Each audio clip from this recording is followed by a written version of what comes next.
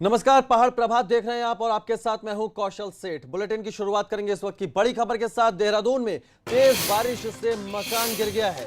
बड़ी खबर आपको बता रहे हैं, देहरादून में तेज बारिश से मकान गिरा है और इस मकान में 8 लोगों के दबने की सूचना है। तो मकान गिर गया है तेज बारिश के चलते और इस मलबे में 8 लोगों के दबे होने की सूचना है। 3 घायलों को मलबे से बाहर निकाला गया है। घायलों को अस्पताल में भर्ती कराया गया है। एक्सक्लूसिव तस्वीरें एबीपी गंगा पर हम आपको दिखा रहे हैं। तेज बारिश के चलते यह मकान गिरा है। पुलिस और एसडीआरएफ की टीम मौके पर मौजूद है। रेस्क्यू ऑपरेशन चल रहा है।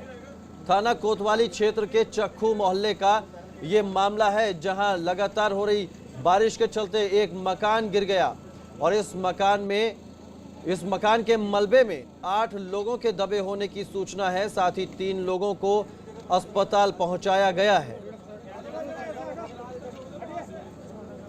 तो बड़ी खबर आपको बता रहे हैं, देहरादून से तेज बारिश के चलते ये मकान गिरा है। देहरादून के चक्खू मोहल्ला में एक बहुत बड़ा हादसा हो गया है। अब मैं आपको पहले तस्वीरें दिखाता हूं कि आप देखिए कि किस तरीके से एक घर जो है यहां पर पूरी तरीके से ढह गया है। सूचना यह है कि 6 से 7 लोग जो है इसके नीचे दब गए थे और उसके बाद जो है कुछ लोगों को निकाल दिया गया है और 1 से 2 लोग अभी भी जो है घर के भीतर हैं, जिनको निकालने का लगातार रेस्क्यू जारी है। यहाँ पर बात करें तो एसडीआरएफ, एनडीआरएफ और पुलिस के जवान यहाँ पर पहुँचे हैं। देर रात ये हादसा हुआ है और इस हादसे के बाद जो है आप देख सकते हैं कि कुछ लोगों की जो है यहाँ पर एक खबर है कि कुछ लोगों की जान भी चली गई है और काफ़ी लोग ऐसे हैं जो अस्पताल में अभी भर्ती कराए गए हैं। लेकिन सबसे बड़ी बात है कि जिस तरीके से मानसून का सीज़न शुरू है और ये हादसा है, तो स्थानीय ये बताते हैं कि इस हादसे के पीछे की जो वजह है वो ये है कि कहीं ना कहीं जो यहाँ पर अगर आप घर के ठीक सामने देखेंगे तो पीछे एक दीवार आपको नज़र आएगी और इस दीवार के ऊपर जो है एक बहुत बड़ा ग्राउंड है। लेकिन अगर आप देखेंगे तो इस दीवार पर जो है कुछ पानी के पाइप्स हैं जो घर के ठीक पीछे जहाँ पर पानी की निकासी हो रही थी। और यही एक बड़ी वजह जो है स्थानीयों का कहना है कि ये है कि यहाँ पर जिस तरीके से जब भी बरसात का सीज़न शुरू होता है तो उस सीज़न में यहाँ पर पानी इस तरीके से भर जाता है कि उस पानी के दबाव के कारण ही ये यहाँ पर बड़ा हादसा हुआ है। तो स्थानीयों से यहाँ पर बात कर लेते हैं कि क्या कुछ जो है यहाँ पर पूरी वजह हो सकती है। वैसे क्या लगता है आपको कि जो ये हादसा हुआ है ये क्या जानकारी अभी कितने बजे हुआ है? ये लगभग 1:30 बजे करीब हुआ है और 2 बजे करीब मेरे को सूचना मिली और इस क्षेत्र की जो है पार्षद मेरी वाइफ है सविता सोनकर, मैं 2 बजे मेरे को जैसे सूचना मिली, मैं रात 2 बजे से यहीं पे हूँ और यहाँ पे हम लोगों ने काफ़ी प्रयास किया है और पूरी टीम ने प्रयास किया है। पुलिस शासन प्रशासन, विधायक जी, राजकुमार जी भी, लाली भाई भी और खजानदार जी, काफ़ी लोग उपस्थित थे और सब लोगों ने जितना योगदान हुआ उन्होंने योगदान किया। मगर जो ज़मीन का जो मामला चल रहा है, ये ज़मीन नौजेडा की ज़मीन है। इस जो यहाँ पे जो प्रॉपर्टी डीलर है उनको मैंने मना भी किया कि भैया जो आपकी हद की ज़मीन है, जो रजिस्ट्री की ज़मीन है, आप उस ज़मीन को क्या नाम है बेचो, सेल करो। मगर जो नौजेडा की ज़मीन है, नगर निगम की ज़मीन है, आप उसको जो है सेल ना करो। अपने सहयोगी क्रिस्टोफर लॉरेंस के साथ रवि कैंतुरा, एबीपी गंगा, देहरादून। और इस खबर पर ज्यादा जानकारी के साथ सीधा रुख करते हैं रवि कैंतुरा का। रवि कैंतुरा हमारे संवाददाता देहरादून से हमारे साथ जुड़ गए। रवि, जिस तरह से ये मकान गिरा है, रेस्क्यू ऑपरेशन जारी है, पुलिस और एसडीआरएफ की टीम मौजूद है, क्या जनहानि की खबर है और फिलहाल किस तरह का रेस्क्यू जारी है, अपडेट क्या है इसमें? जी देखिए कौशल, जिस तरीके से पहले ये खबर आ रही थी कि 8 लोग दबे हुए हैं, यहाँ पर 6 लोग दबे हुए थे, जो बात जो है स्पष्ट हो गई है। और इसके बाद अगर बात करें तो यहाँ पर 5 लोगों को निकाल दिया गया है और दुख की खबर ये है कि उसमें से 3 लोग अपनी जान गंवा चुके हैं और दम तोड़ दिया है। हालांकि 2 लोग हैं जो अभी अस्पताल में ज़िंदगी और मौत के बीच जूझ रहे हैं और एक युवती है 24 वर्ष की जो अभी भी इस मलबे में दबी हुई है। एनडीआरएफ, एसडीआरएफ और पुलिस की संयुक्त रूप से ये अभियान चलाया जा रहा है। और ये देखिए कि किस तरीके से बहुत ही भीषण हादसा जो है देर रात को यहाँ पर हुआ, क्योंकि देहरादून में कल देर रात से बहुत ज़्यादा भारी बारिश लगातार लगी हुई थी और उसी वजह से, क्योंकि ये कई ऐसे मकान हैं जिनके पीछे कोई जो पानी है, जो जल भराव है, उसकी निकासी के लिए कोई भी ठोस प्लान नहीं है देहरादून में। ऐसी बहुत सारी कॉलोनियाँ हैं और ऐसे हादसे पहले भी होते चले आए हैं और ये बड़ा हादसा है जहाँ पर लोगों ने अपनी ज़िंदगी गंवा दी है। पूरा परिवार जो है इस हादसे ने तबाह कर दिया है।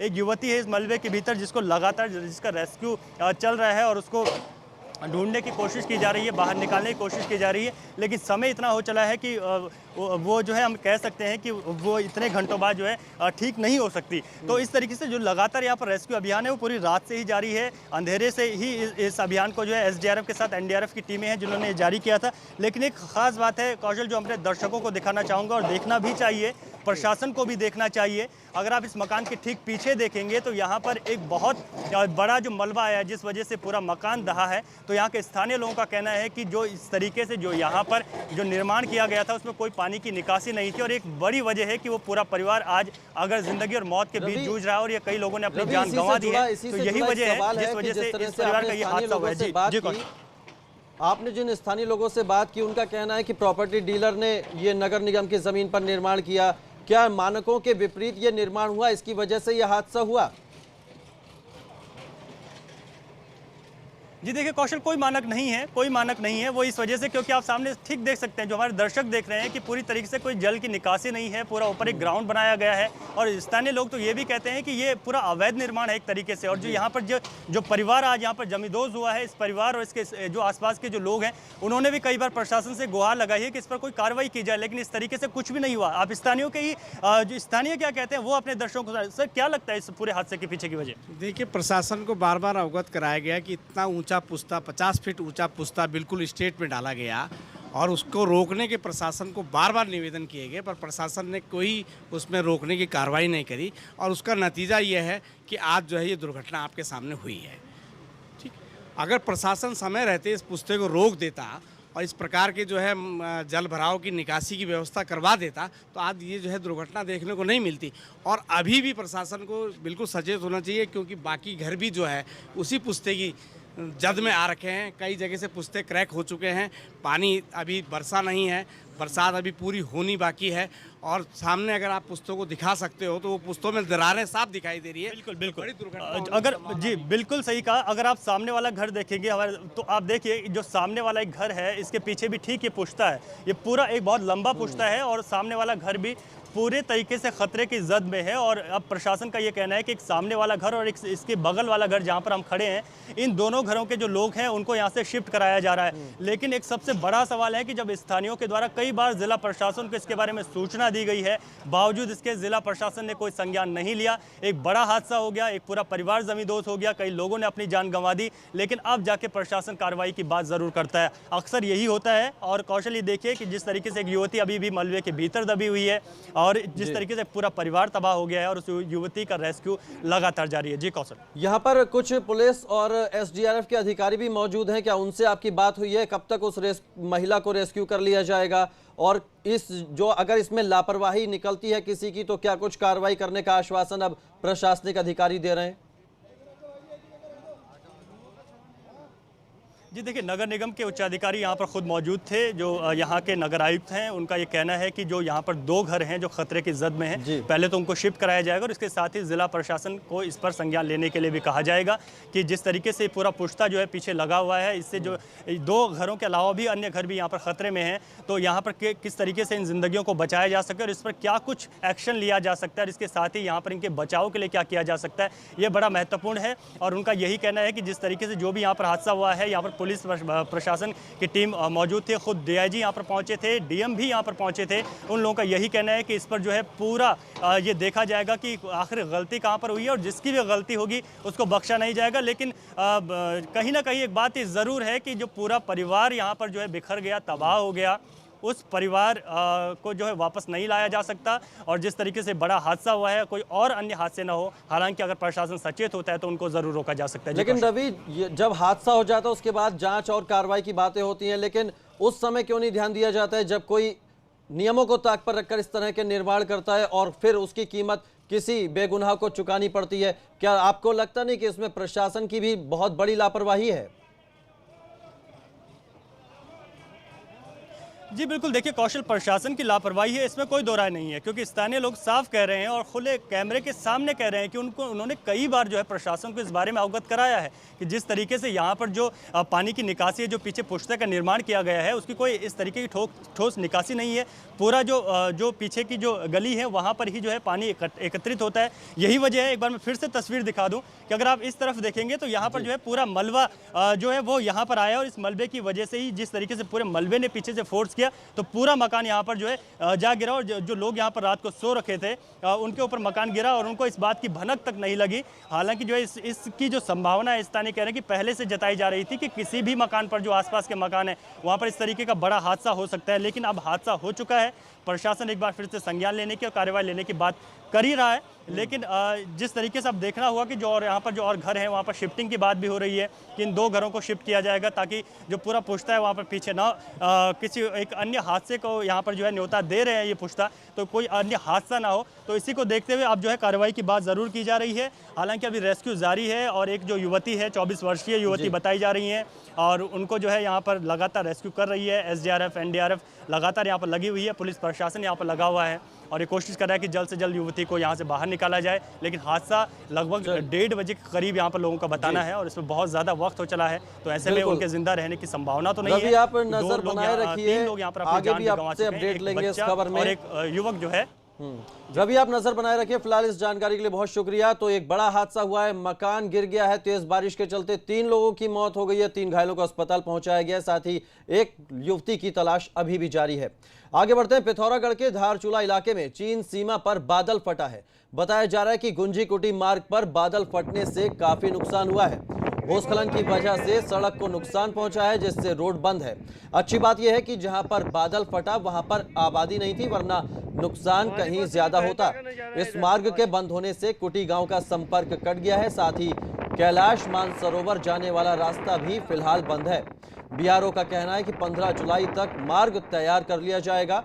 वहीं पिथौरागढ़ में सुबह से लगातार बारिश हो रही है, जिसकी वजह से लोगों की परेशानियां बढ़ गई हैं। बीच का नजारा है, बीच से ये नजारा जहाँ बादल फटा है तो गुंजी कुटी इलाके में बादल फटा है, रास्ता बंद हो गया है कैलाश मानसरोवर जाने वाला, और अब बीआरओ का दावा है 15 जुलाई तक रास्ता खोल दिया जाएगा। और अब बात करते हैं कोरोना से जुड़ी बड़ी खबर की। उत्तराखंड में 24 घंटे में कोरोना के 78 नए मामले सामने आए हैं। बड़ी खबर आपको बता रहे हैं, उत्तराखंड में 24 घंटे में कोरोना के 78 नए मामले सामने आए हैं। उत्तराखंड में कोरोना मरीजों की संख्या 3686 हो गई है। तो उत्तराखंड में 24 घंटे में कोरोना के 78 नए मामले सामने आए हैं। प्रदेश में 3686 हो गई है कुल कोरोना मरीजों की संख्या, और अब तक 2867 मरीज ठीक हो चुके हैं, जबकि 50 मरीजों की मौत हो गई है। उधम सिंह नगर में 34, हरिद्वार में 22, देहरादून में 12 नए केस सामने आए हैं। टिहरी में 5, पौड़ी में 3 और उत्तरकाशी में 2 नए केस कोरोना के मिले हैं। तो लगातार उत्तराखंड में कोरोना मरीजों का आंकड़ा बढ़ रहा है। 24 घंटे में 78 नए मामले सामने आए हैं और कुल मरीजों की संख्या की अगर बात करें तो 3686 हो गई है कोरोना मरीजों की संख्या। अब तक 2867 मरीज ठीक हो गए हैं, वहीं 50 मरीजों की जान चली गई है।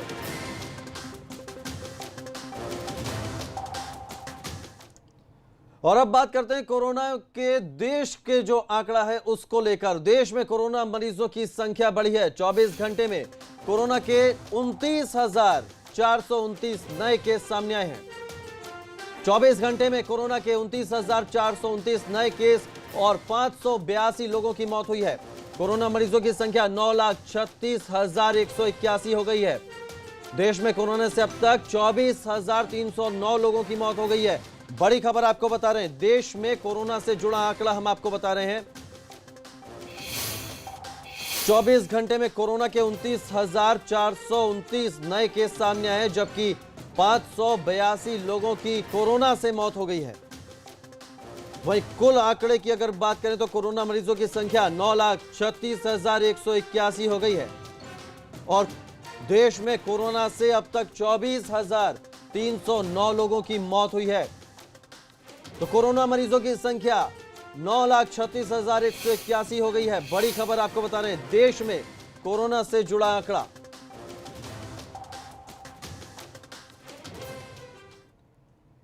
टिहरी में पंजाब से बारात लेकर पहुंचा कार ड्राइवर कोरोना पॉजिटिव मिला है, जिसके बाद दूल्हा दुल्हन समेत 41 लोगों को क्वारंटीन कर दिया गया है।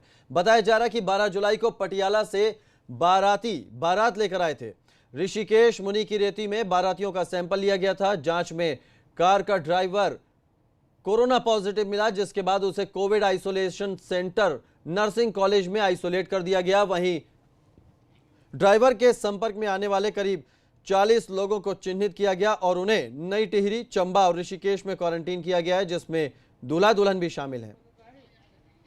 बताया गया था कि इसमें खाली 40 लोग थे, जिसमें से जो ड्राइवर था वो पॉजिटिव पाया गया है। उसके अतिरिक्त जो बाकी कॉन्टैक्ट ट्रेसिंग है वो अभी तक हमें चल रही है, और उसके अलावा जितने भी लोग हैं हमने उनको होम क्वारंटाइन के लिए आइसोलेट कर दिया गया है। तो जैसे ही इनका रिजल्ट आता है, आइदर पॉजिटिव और नेगेटिव, फिर उसके उपरांत हम कोई जो है कार्रवाई कर पाएंगे।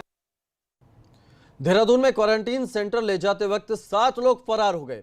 देहरादून रेलवे स्टेशन पर दिल्ली से पहुंचे कुछ लोगों को जब प्रशासन की टीम क्वारंटीन सेंटर ले जा रही थी तो लोगों ने रास्ते में बहाने से बस को रुकवाया और 7 लोग फरार हो गए। हालांकि सूचना पर पहुंची पुलिस ने एक युवक को मौके से पकड़कर क्वारंटीन सेंटर भेज दिया, लेकिन 6 लोग अभी भी फरार हैं, जिनकी पुलिस तलाश कर रही है, साथ ही मेडिकल टीम से संपर्क बनाए हुए है। वहीं बस ड्राइवर की तहरीर पर पुलिस ने सभी 6 लोगों के खिलाफ केस दर्ज कर लिया है।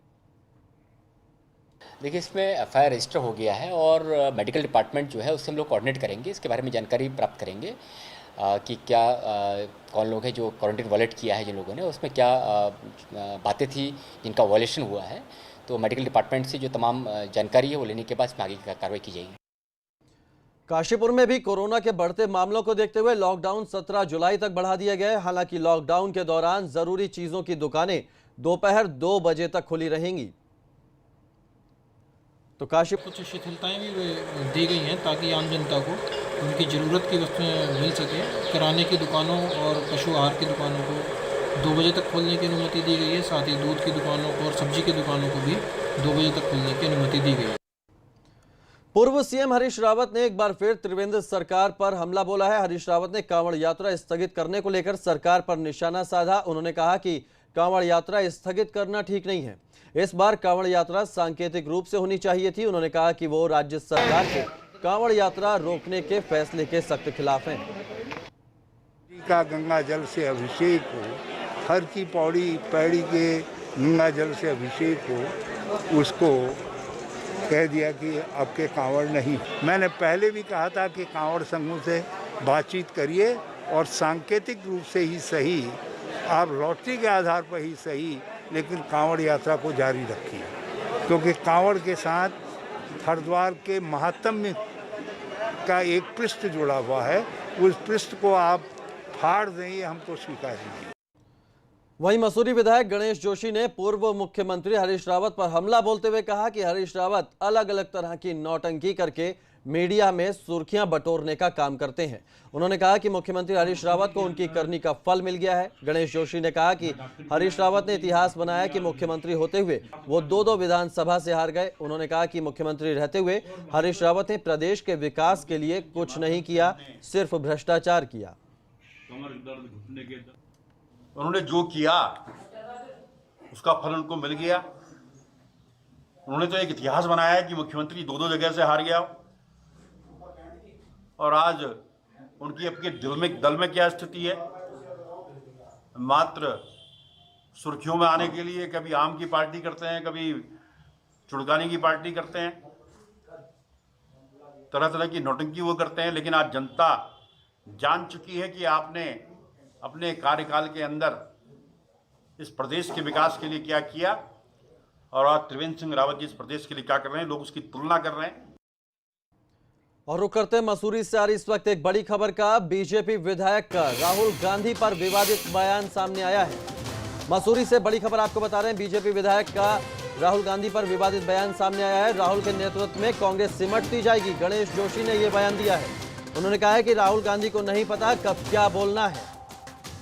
तो मसूरी से भाजपा विधायक गणेश जोशी का ये राहुल गांधी पर विवादित बयान सामने आया है। राहुल गांधी को नहीं पता कब क्या बोलना है, ये कहना है गणेश जोशी का। राजस्थान में सियासी हलचल के लिए कांग्रेस का उच्च नेतृत्व जिम्मेदार है।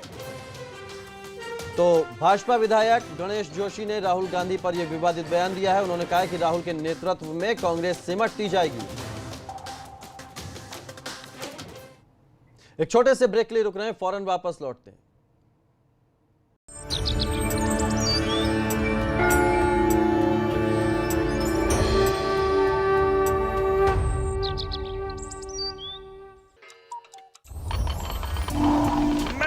सकता। बट भाई 1000 साल से अंदर बाहर होते होते मेरे अंडरवेयर का इलास्टिक लूज हो गया। खरीदिए डिक्सी स्कॉट, इसके इलास्टिक में है स्पैंडेक्स जो टिके लंबे समय तक। Dixcy Scott fully elastic, fully fantastic.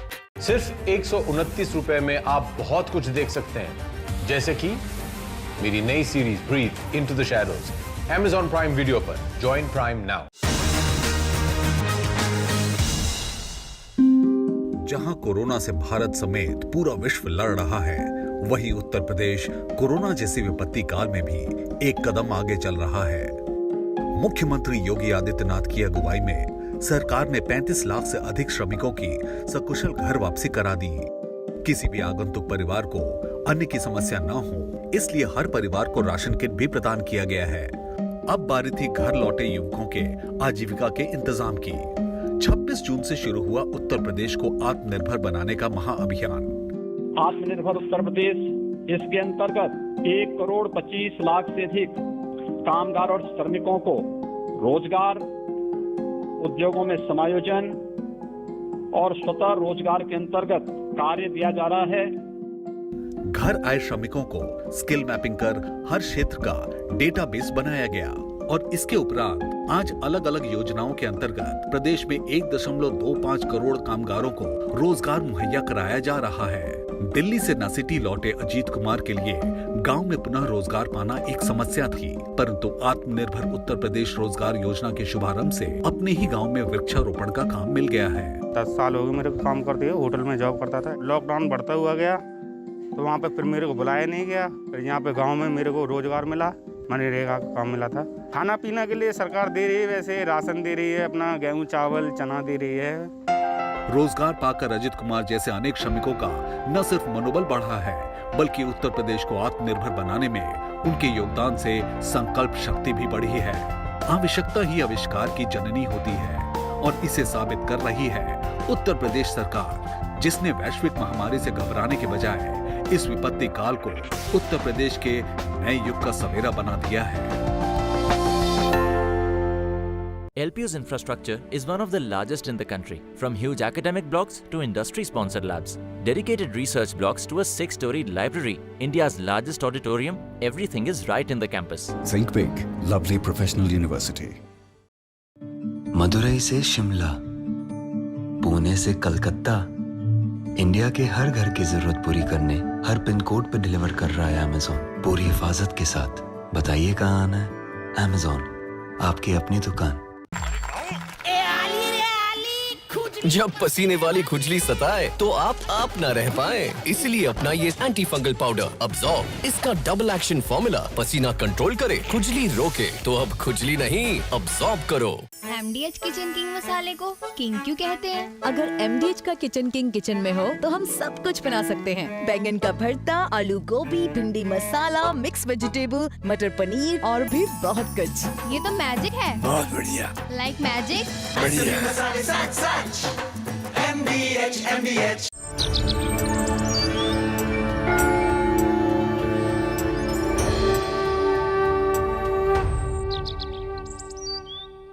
ABP Ganga, खबर आपकी, जुबान आपकी।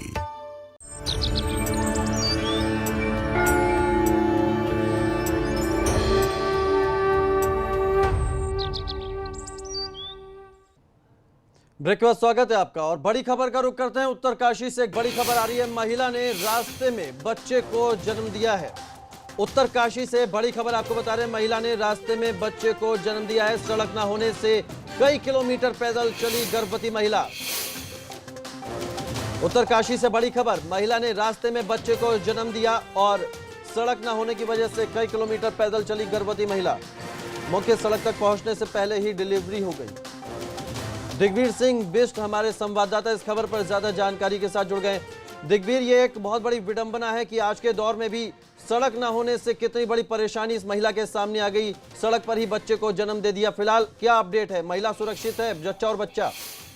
जी, आपको बता दूं, ये उत्तरकाशी के नौगांव प्रखंड के हिमरोल गांव की घटना है। और जो कि हिमरोल गांव के क्षेत्र में जो रोड न होने से लगभग 6-7 किलोमीटर पैदल का रास्ता है। और जब गर्भवती महिला का जब दर्द शुरू हुआ तो ग्रामीणों ने उसे पैदल चलकर लिया, तो लगभग 1 या 1.5 किलोमीटर का सफर तय किया। उसके बाद तेजी से जब दर्द उठा तो महिला ने बच्चे को जन्म वहीं पे दे दिया। तो ये बड़ी विडंबना है कि रोड होने के कारण जो कि जिला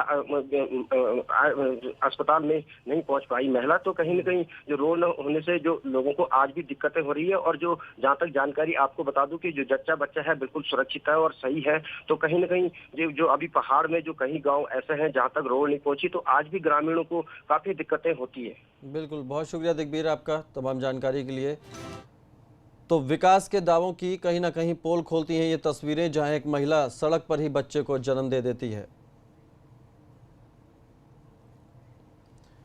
लॉकडाउन की रियायतों के बीच सोशल डिस्टेंसिंग का पालन करना और मास्क पहनना जरूरी है। इस बीच मास्क न पहनने वालों पर पुलिस कार्रवाई भी कर रही है।